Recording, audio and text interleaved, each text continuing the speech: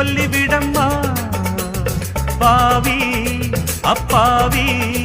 உன் தரிசனம் தினசரி கிடைத்திட வரம் கொடம்மா கையில் மணியை தினமும் பிடித்தே ஆட்டும் பக்தனம்மா சூடம் ஏத்தி மேலும் கீழும் காட்டும் பித்தனம்மா